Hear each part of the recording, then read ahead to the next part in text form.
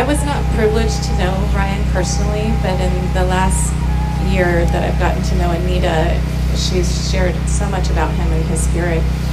And we've shared her experience of Ryan's passing and closer to the end of his time here.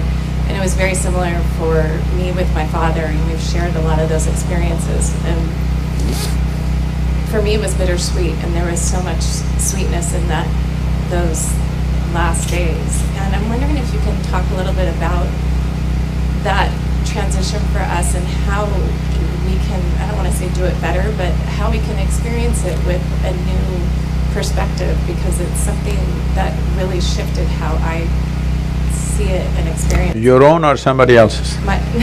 Not my own, but I mean probably both, but really being here after someone passes and going through that with them. I want you to listen to this carefully because this could be easily misunderstood. Because when someone loses someone who's dear to them, it's like a piece of their life has been taken away, and it goes through various processes of grief, loss, cherishing many things that they were, variety of things. Not all of it can be articulated. But at the same time, we are not the first people to be born on this planet, nor are we going to be the first to die on this planet.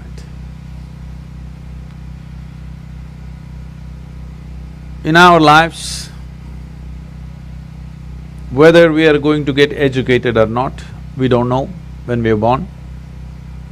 Whether we are going to get married or not, we do not know. Whether we are going to bear children or not, we do not know. Whether we are going to do this, that and so many things in the world or not, we do not know. But we know one thing, that we are going to die. Yes or no? Yes. That's one certainty, isn't it?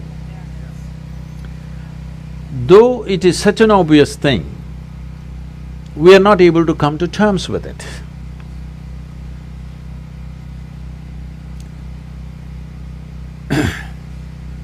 Somebody was asking me, Sadhguru, how do snakes die? Where do they die? Because we don't see ever a dead snake unless it's killed by somebody.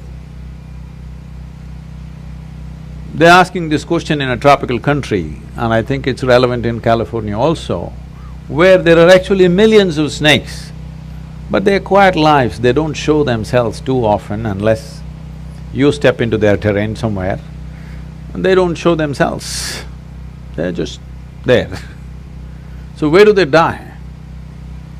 This is something very wonderful, particularly cobras. When they want to die, when they know they should die, they will withdraw, find one perch somewhere and go sit there, and they won't eat.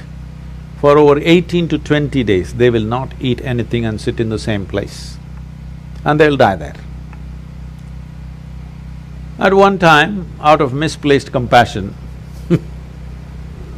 I have brought down these cobras because I knew where they would be sitting. I would pick them up, bring them and try to force feed them, try to put some food into them and do something about it. But do what you want, they won't accept a little bit of food. If you leave them, again they go and sit in the same place and they will die there quietly. I'm saying a crawling creature has that much awareness, knows how long this body should be on and when it should go. Similarly, your life and every other life has this consciousness as to when it should exit this body, either because we broke the body in some way or because simply the necessary intensity in the body doesn't exist anymore to sustain life. So we must understand, when I use certain words, do not understand it in normal sense. When I say a life decides when to leave, it's not like you think about it and you decide, not that kind of decision. In its own way, not with thought. Many decisions about who you are is not decided by your thought, it's simply made, isn't it? Like that, a life decides when to leave. As long as it's here, we will do everything to preserve it and to hold it and keep it with us because we cherish and value that life. But once it leaves, we must respect that because that life has chosen to leave. Now when I say life, I'm not talking about the person, I'm not talking about the personality, I'm not talking about variety of thoughts and emotions and activities that person was involved in. You as a person never want to leave because you want to be an endless psychological drama. But life wants to leave at a certain time. Whether you like it, you don't like it, life wants to leave because it doesn't want to be trapped in the physical form that you have gathered forever. It doesn't want. It enjoys the physical form only to a certain length of time. After that, even if everything is well, many lives leave. You will see this particularly in India. Yogis will decide when to leave.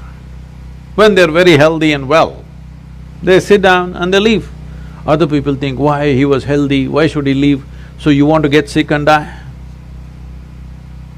Do you want to suffer in the hospital for 3 years and then only leave? Is that the only way to go? No.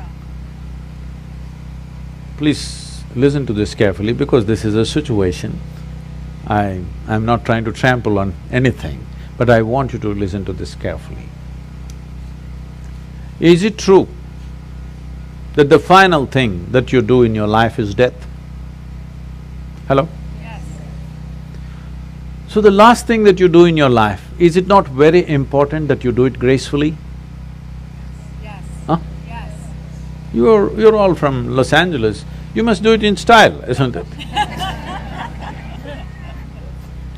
At least gracefully. Is it also not important that other lives who are around us, when their time comes, we must facilitate that they must be able to leave gracefully, not make them a victim of medical industry that's going on around us? Hello? Yes, yes. Tell me, what purpose does it serve if you stretch a life which is about to exit now for another 3 months with all kinds of supports? 3 months you stretched it in pain and misery. What does it mean? It just means that you're ignorant about the nature of life and you want to cling to something that you know and you don't want to know anything that you do not know. It's very important. We know the person, we know this person and this person and this person, that's fine. We've enjoyed their personalities, but you have not touched the nature of their life. Because unless you touch the nature of your life, you cannot touch the nature of another life. So the most important thing we need to do is, we don't have to talk about death, prepare for death, nothing is needed. What we need to do is, beyond this body, which we have gathered, which you agreed with me that you accumulated this, beyond this mind, which is also an accumulation of impressions and information, beyond your accumulations, if you sit here right now and experience the life that you are, you will have absolutely no issue with any aspect of life, which includes death. Death is not another thing. Death is an ongoing thing. Right now, all of us are dying slowly. One day it'll be complete. You think it's going to suddenly happen one day? It is already on, isn't it? Hello? Yes, yes. Is it not on? Yes. It is on in every one of us. Should we not conduct this process? See, you can call this right now, I can say I'm living. Another way of saying it is, I'm dying. I'm dying right now. We want to stretch it as much as we can, but to know this experientially, not trying to figure this intellectually is most important, because intellectually if you figure, you will always be one against the other, because this is the nature of intellect, that intellect cannot perceive anything without creating two. So you have created life and death. There's no such thing as life and death. Life and death is one package, isn't it? Hello? Yes. It's one package. As we are living, as we are also dying right now. The question is how gracefully you do it. If you learn to do this moment absolutely gracefully, you will also conduct that moment absolutely gracefully. That is not a different kind of moment, that's the same moment. In the yogic science, it goes like this. Every inhalation you are born, every exhalation you die. When you were born as a little infant, the first thing that you did was inhalation, isn't it? What do you think is the last thing you will do? Exhalation, isn't it? Right now when you sit here, inhalation, exhalation, inhalation, exhalation, inhalation, exhalation, next inhalation did not happen, and suddenly a big man is gone, poof. Yes or no? Yes. That's how fragile it is. I want you to see this. Every moment it's happening.